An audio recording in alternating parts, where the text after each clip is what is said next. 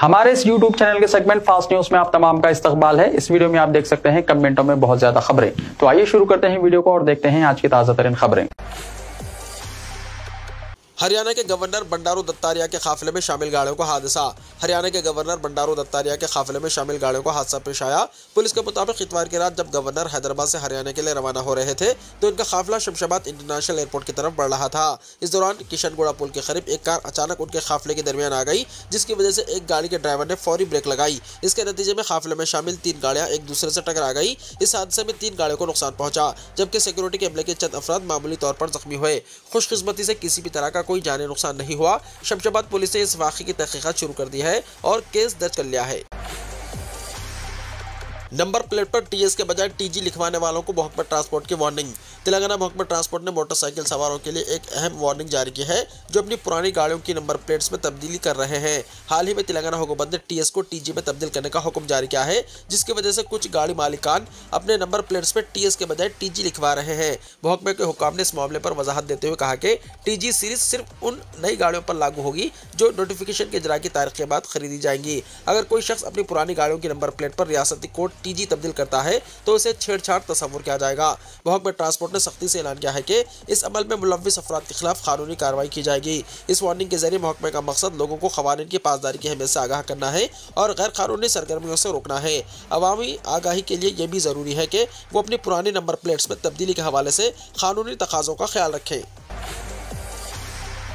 Attendant से छूट के लिए अदायगी फीस की तारीख। Telangana board of intermediate education ने कल एक नोटिफिकेशन में कहा कि आइंदा मुनक्किद होने वाले इंटरमीडिएट एग्जाम्स में प्राइवेट उम्मीदवारों यानी कॉलेज में तालीम के बगैर की शिरकत के लिए हाजिरी से छूट देने के लिए मुकर्ररा फीस की अदायगी पर गौर किया जाएगा। हाजिरी से इस्तिस्ना तलब करने वाले उम्मीदवारों को मार्च 2025 में मुनक्किद होने वाले इंटरमीडिएट एग्जाम्स में शिरकत के लिए 500 रुपये फीस 20 नवंबर से पहले अदा करना होगा। तेलंगाना को $1 ट्रिलियन की मईशत बनाना ही हुकूमत का हदफ। लीडर समिट से वज़ीर आला का खिताब। वज़ीर आला ए रेवंत रेड्डी ने आज कहा कि रियासत की कांग्रेस हुकूमत तेलंगाना को $1 ट्रिलियन की मईशत बनाने का निशाना रखती है और इस मकसद के हुसूल के लिए हैदराबाद को $600 बिलियन अमेरिकी डॉलर के शहर के तौर पर फ़रोग़ देना होगा। यहाँ इतवार के रोज़ इंडियन स्कूल ऑफ बिजनेस में मुनक्किदा लीडर समिट से खिताब करते हुए वज़ीर आला ने हैदराबाद को दुनिया भर में बड़े पैमाने पर फ़रोग़ देने के लिए ISB से मदद मांगी है। रेवंत रेड्डी ने ISB के तलबा से अपील की है कि वो दीगर मुक़ामात के दौरान सरमायाकारी और ताजरों और आम अफराद से हैदराबाद और तेलंगाना के बारे में जरूर तबादला ख्याल करें। ISB के तलबा हैदराबाद, तेलंगाना और न्यू इंडिया के ब्रांड एम्बेसडर थे। उन्होंने कहा कि उनकी हुकूमत का मकसद शहर हैदराबाद को दुनिया के बड़े शहरों जैसे न्यूयॉर्क, लंदन, पेरिस, टोक्यो और सिविल बल्कि मुल्क के दीगर अहम शहरों के साथ मुसाबिकत के लिए तैयार करना है। उन्होंने ISB के प्रोफेशनल्स पर जोर दिया कि वो हुकूमत तेलंगाना के साथ 2 या 3 साल तक काम करें। मूसा प्रोजेक्ट के असरात से आवाम को वाकिफ कराने के लिए बीजेपी एक्शन प्रोग्राम मुनक्किद करेगी। बीजेपी के अरकान पार्लियामेंट और असेंबली की जानिब से 25 अक्टूबर को मूसा ब्यूटिफिकेशन प्रोजेक्ट के असरात और हाइड्रा की कार्रवाइयों पर आवाम को वाकिफ कराने के लिए एक एक्शन प्रोग्राम मुनक्किद करेंगे। आज यहाँ मीडिया से बात करते हुए बीजेपी के कायद मुक़न्नना ए महेश्वर रेड्डी ने कहा कि पार्टी के अवामी नुमाइंदे मूसा नदी इलाके का 23 और 24 अक्टूबर को दौरा करेंगे और आवाम से मुलाकात करेंगे और 25 अक्टूबर को एक प्रोग्राम मुनक्किद करेंगे ताकि मूसा ब्यूटिफिकेशन प्रोजेक्ट के सिलसिले में कांग्रेस हुकूमत की नाकामियों और हाइड्रा के किरदार को उजागर किया जा सके। निर्मल गवर्नमेंट हॉस्पिटल में आग लगने का वाकया। रियासत तेलंगाना के निर्मल में वाक़ गवर्नमेंट हॉस्पिटल में आग लगने का वाकया पेश आया, जिसकी वजह शॉर्ट सर्किट बताई जा रही है। आग लगने की वजह से हॉस्पिटल में धुआं भर गया, जिससे मरीजों और अमले में खौफ व हिरास फैल गया। ये वाकया इतवार की दोपहर पेश आया जब दूसरी मंजिल पर आग की शिद्दत बढ़ गई और धुएं ने पूरे इलाके को अपनी लपेट में ले लिया। इस खतरनाक सूरत हाल के पेश नज़र मरीजों को फौरी तौर पर महफूज तरीके से मुंतकिल किया गया। इत्तला मिलने पर पुलिस फौरन मौके पर पहुंच गई और फायर ब्रिगेड के अमले को तलब किया। फायर ब्रिगेड ने आग बुझाने का अमल शुरू किया और जल्दी शोलों पर काबू पा लिया। खुशकिस्मती से इस वाक़े में किसी भी किस्म के जानी नुकसान की इत्तला नहीं मिली, जिस पर हॉस्पिटल के जिम्मेदारों ने राहत की सांस ली। मज़ीद तफसीलात का इंतजार है। तेलंगाना हुकूमत को मूसा प्रोजेक्ट पर तनखीद का सामना। कोरियाई मॉडल पर उठाए जा रहे हैं सवाल। तेलंगाना रियासती हुकूमत वज़ीर आला रेवंत रेड्डी की क़यादत में मूसा रिवर फ्रंट प्रोजेक्ट के सिलसिले में शदीद तनखीद का सामना कर रही है। हुकूमत ने इब्तिदा में लंदन के टेम्स रिवर मॉडल को अपनाने का वादा किया था, लेकिन अहम मसाइल जैसे सीवेज ट्रीटमेंट पर तवज्जो देने के बजाय हुकूमत के इक़दामात दरिया के किनारे रहने वाले गरीब लोगों के मकानात मुंतज़म करने पर मरकूज़ है, जिसकी वजह से अवामी नाराज़गी में इजाफा हो रहा है। अपोजिशन पार्टी BRS ने हुकूमत के इरादों पर सवाल उठाया है। इस बढ़ती हुई तनखीद का जवाब देने के लिए तेलंगाना का 20 वफ्द सिविल जनूबी कोरिया का दौरा करने वाला है। ताकि वहाँ के चिंगिंचन स्टीमर स्टोरेशन प्रोजेक्ट का जायजा ले सके। तहम इस तकाबुली मुताले पर भी सवालात उठ रहे हैं, क्योंकि चिंगिंचन और मूसा नदी के साइज और मसाइल में नुमाया फ़र्क है। चिंगिंचन सिविल का एक 13.7 किलोमीटर लंबा छोटा सा नाला है, जो 20वीं सदी के अवाइल में शहरी तरक्की की वजह से आलूदा हो गया था। जनूबी कोरिया की हुकूमत ने बाद में एक सीवेज सिस्टम बनाया ताकि इस मसले को हल किया जा सके। इस नाले के ऊपर एक पुल बनाया गया ताकि ट्रैफिक को संभाला जा सके, लेकिन कई दहाइयों बाद एक मंसूबा शुरू किया गया जिसमें पुल को हटाकर इस इलाके को पार्क्स और फुटपाथों के जरिए खूबसूरत बनाया गया। इसके उलट मूसा नदी 250 किलोमीटर पर मुहित है, जिसमें से 55 किलोमीटर हैदराबाद शहर से गुजरती है। मूसा नदी की तारीख में सैलाब भी शामिल है, जिसे 1908 का सैलाब जिसने शहर के कई इलाकों को डुबो दिया था। नाक़ीदीन सवाल करते हैं कि एक छोटे शहरी नाले के मंसूबे को एक बड़ी नदी पर कैसे लागू किया जा सकता है। चिंगिंचन प्रोजेक्ट में पहले सीवेज ट्रीटमेंट का मसला हल किया गया था, इसके बाद बहाली के इक़दाम किए गए थे।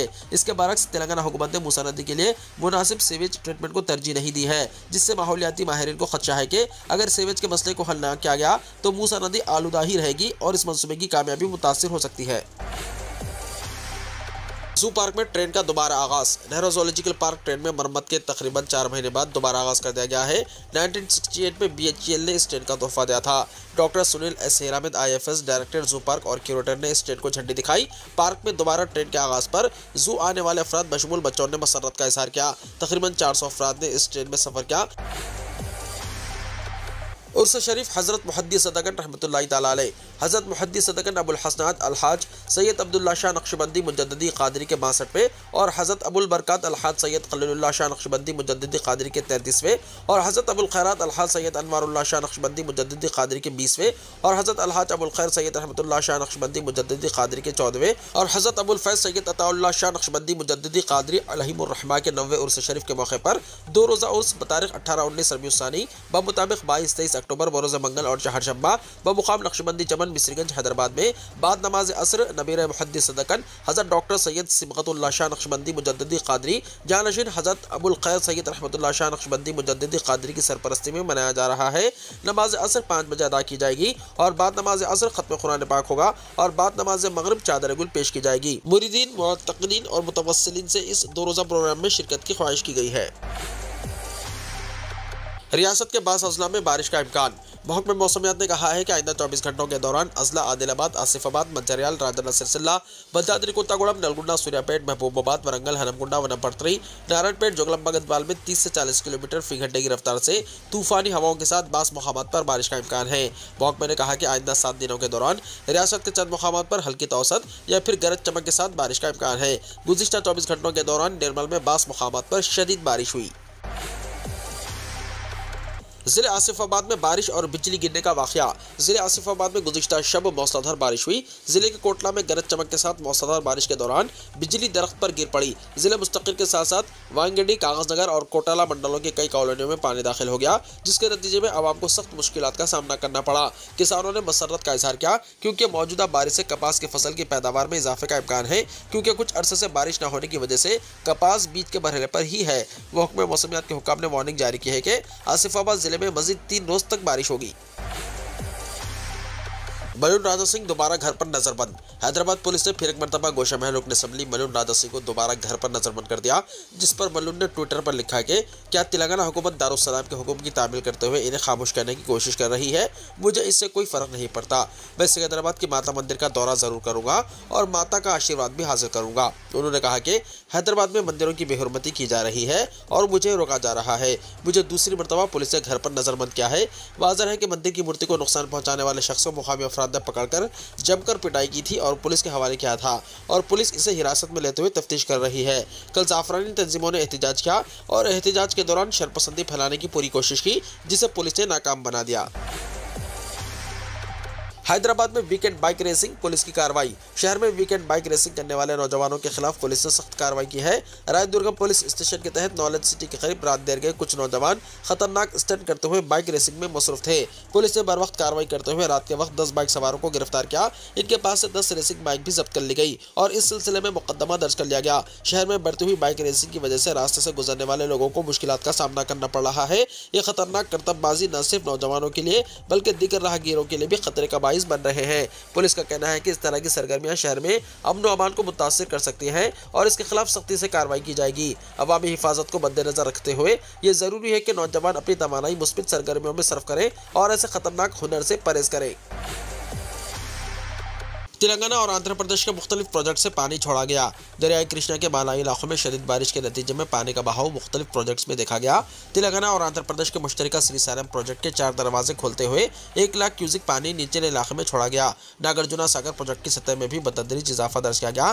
पानी के शदीद बहाव के पेश नज़र हुक्काम ने इस प्रोजेक्ट के 18 दरवाजे खोलते हुए पानी को निचले इलाके में छोड़ा। इस प्रोजेक्ट में 1,90,198 क्यूसिक पानी का बहाव दर्ज किया गया, जिसके बाद इसके 18 दरवाजे 5 फीट उठाकर 1,45,800 क्यूसिक पानी नीचे की तरफ छोड़ा गया। नागार्जुना सागर से पानी छोड़ने की इत्तला पर सयाहों की बड़ी तादाद यहां पहुंच गई। पुलिस ने इन्हें पानी में जाने से रोकने के लिए खुसूसी इंतजाम किए हैं। आंध्र प्रदेश के पल्ली चिंतला प्रोजेक्ट की सतह में भी इजाफा दर्ज किया गया, जिसके बाद इसके 7 दरवाजे खोलते हुए 1,72,000 क्यूसिक पानी निचले इलाके में छोड़ा गया। आंध्र प्रदेश के चीफ मिनिस्टर चंद्रबाबू नायडू की आवाम से अपील, ज्यादा बच्चे पैदा करें। आंध्र प्रदेश के वज़ीर आला चंद्रबाबू नायडू ने आवाम से अपील की है कि वो ज्यादा बच्चे पैदा करें। इनके इस मशवरे की बुनियादी वजह यह है कि रियासत में बुजुर्गों की आबादी ज्यादा है। हफ्ते को रोज उन्होंने इस बारे में कहा कि रियासती हुकूमत आबादी के इंतजाम के लिए एक मनसूबा बना रही है।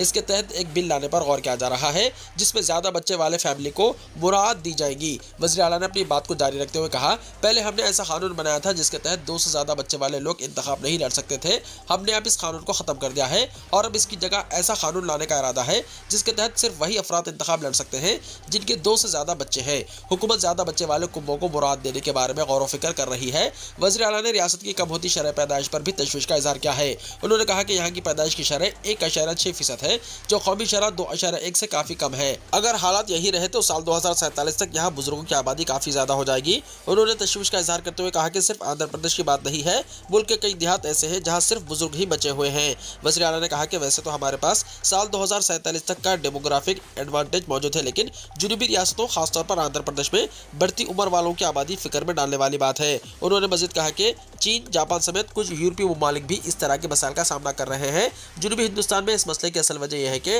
नौजवान रियासत को छोड़कर मुल्क के दीगर हिस्सों में या बैरूनी ममालिक हिजरत कर रहे हैं। महाराष्ट्र में सदर राज नाफिज करने अमित शाह की कोशिश, संजय राउत का सनसनीखेज बयान। महाराष्ट्र में असेंबली इंतखाबात के लिए 1 महीना बाकी है। इस दौरान शिवसेना यूबीटी लीडर संजय राउत ने वजीर दाखिला अमित शाह और भारतीय जनता पार्टी पर शदीद तनकीद की है। उन्होंने कहा कि बीजेपी वोटर लिस्ट में बेकायदियां करने की कोशिश कर रही है। ये लोग जमहूरियत को तबाह करने की कोशिश कर रहे हैं। उन्होंने ये भी कहा कि अमित शाह महाराष्ट्र में 6 महीने तक के लिए सदर राज के निफाज की कोशिश कर रहे हैं। संजय राउत ने मजीद कहा कि वोटर लिस्ट में बेजाब्त क्या है। उन्होंने कहा कि बीजेपी और इसके पैरोकार इंतखाबात हारने वाले हैं, वो किसी भी हालत में जीत नहीं सकते। हमने इन्हें लोकसभा में शिकस्त दी है और वो असेंबली इंतखाबात में भी शिकस्त का सामना करेंगे। बीजेपी लीडर के बेटे की पाकिस्तानी लड़की से ऑनलाइन शादी। उत्तर प्रदेश के जौनपुर जिले में बीजेपी के काउंसलर तहसीन शाहिद के बड़े बेटे मोहम्मद अब्बास हैदर ने पाकिस्तानी लड़की से ऑनलाइन निकाह किया। ये शादी लाहौर में तय थी, लेकिन वीजा ना मिलने की वजह से दोनों ने ऑनलाइन निकाह का मुनफरिद फैसला लिया। तहसीन शाहिद ने अपने बेटे की शादी के लिए लाहौर की रिहायशी लड़की अंदलीब जहरा का इंतखाब किया था, तहब दुल्हे को वीजा नहीं मिल सका। इस दौरान दुल्हन की वालदा राना यास्मीन जैदी की तबीयत खराब हो गई और इन्हें पाकिस्तान में ICU में शरीक करवाया गया, जिसकी वजह से हालात मजीद बिगड़ गए। इन मुश्किलात के पेश नज़र शाहिद ने ऑनलाइन निकाह करने का फैसला किया। जुमे की रात शाहिद बारातियों के साथ एक इमाम बाड़े में जमा हुए, जहां ऑनलाइन निकाह की तकरीब मुनक्किद हुई। दुल्हन के रिश्तेदार लाहौर में मौजूद रहे और तकरीब में शामिल हुए। हैदर ने उम्मीद जाहिर की है कि इसकी अहलिया को जल्दी बगैर किसी मुश्किल के हिंदुस्तानी वीज़ा मिल जाएगा। इस मुनफरिद तकरीब में MLC ब्रजेश सिंह परशु और दीगर कायदीन भी शरीक हुए और दूल्हे और उनके अरकान खानदान को मुबारकबाद पेश की। बाबा सिद्दीकी कत्ल, पुलिस ने नवी मुंबई से एक और मुलजिम को गिरफ्तार किया। अब तक 10 मुलजिमान गिरफ्तार। मुंबई के बांद्रा इलाके में हाल ही में किए गए नेशनलिस्ट कांग्रेस पार्टी यानी NCP के रहनुमा बाबा सिद्दीकी के कत्ल के मामले में पुलिस ने मुलजिमान की तलाश में कार्रवाइयां तेज कर दी हैं। दरियासा नवी मुंबई के बेलापुर से एक और मुलजिम 32 साल भागवत सिंह को गिरफ्तार किया गया है। ये मुलजिम असल में राजस्थान के उदयपुर का रिहायशी है। पुलिस की तफ्तीश के दौरान यह पता चला है कि भागवत सिंह ने कत्ल के दिन तक मुंबई के BKC इलाके में क़याम किया था। मजीद बना इस पर यह इल्जाम भी है कि इसने ही कातिलों को हथियार फराहम किए थे। रिपोर्ट के मुताबिक पुलिस ने इस मुलजिम को अदालत में पेश किया, जहां अदालत ने इसे 26 अक्टूबर तक पुलिस की हिरासत में भेज दिया। बीजेपी ने महाराष्ट्र से 99 उम्मीदवारों की पहली फहरिस्त जारी की। बीजेपी ने इतवार को महाराष्ट्र असेंबली इंतखाबात के लिए 99 उम्मीदवारों की पहली फहरिस्त जारी की। बीजेपी ने नायब वज़ीर आला देवेंद्र फडणवीस को नागपुर साउथ वेस्ट से और रियासती बीजेपी सदर चंद्रशेखर बावनकुले को कामाठी से उम्मीदवार बनाया है। बीजेपी के जनरल सेक्रेटरी अरुण सिंह ने यहाँ ये फहरिस्त जारी की, जिसे 16 अक्टूबर को पार्टी हेडक्वार्टर में मुनक्किदा मरकजी इलेक्शन कमेटी की मीटिंग में मंजूरी दी गई थी। ये मीटिंग वज़ीर-ए-आज़म नरेंद्र मोदी की मौजूदगी में और बीजेपी सदर जगत प्रकाश नड्डा की सदारत में हुई। पहली फहरिस्त में 99 उम्मीदवारों में से 13 खवातीन हैं, जिनमें कांग्रेस से बीजेपी में आकर राज्यसभा के रुकन पार्लियामेंट बनने वाली साबिक वज़ीर आला अशोक चौहान की बेटी श्री जया अशोक चौहान भी शामिल है, जिन्हें भोकर से टिकट दिया गया है। हिजबुल्लाह की मुझे कत्ल करने की कोशिश बड़ी संगीन गलती होगी। नेतन्याहू के घर पर हुए हमले के बाद पहला रद्द-ए-अमल। इस्राएली वज़ीर-ए-आज़म नेतन्याहू ने ईरान पर इल्ज़ाम लगाया है कि इसकी हिमायत याफ्ता हिजबुल्लाह ने मेरे घर पर हमला करके मुझे कत्ल करने की साजिश की है। इससे पहले इनके दफ्तर ने जारी करदा एक बयान में कहा कि हिजबुल्लाह ने ड्रोन हमले से नेतन्याहू के घर को निशाना बनाया है। दूसरी जानिब हिजबुल्लाह ने अभी इस ड्रोन हमले के बारे में कोई तबसरा नहीं किया है। हिजबुल्लाह और इसराइल के दरमियान हिजबुल्लाह सरबराह हसन नसरुल्लाह की इसराइली बमबारी से हलाकत के बाद लड़ाई में शिद्दत आ गई है। अब इस जंग के दौरान में हमास के दूसरे सरबराह के कत्ल ने भी इस जंग में शिद्दत का रास्ता खोल दिया है। इसी के बाद हफ्ते के रोज हिजबुल्लाह ने नेतन्याहू के घर पर भी ड्रोन हमला किया है। इस्राएली वज़ीर-ए-आज़म ने कहा, इसराइल अपने तमाम अहदाफ के हुसूल के लिए यकसू है। निस खित्ते में सिक्योरिटी से मुताल्लिक़ हक़ाइक़ को इसराइल और इसकी अगली नस्लों के लिए तब्दील कर दिया जाएगा। वीडियो को लाइक शेयर कीजिए और हमारे इस YouTube चैनल को सब्सक्राइब करते हुए इसके बेल आइकॉन को भी प्रेस कर लीजिए, ताकि ऐसी ही ताज़ा तरीन खबरों का नोटिफिकेशन सबसे पहले आपको मिलता रहे।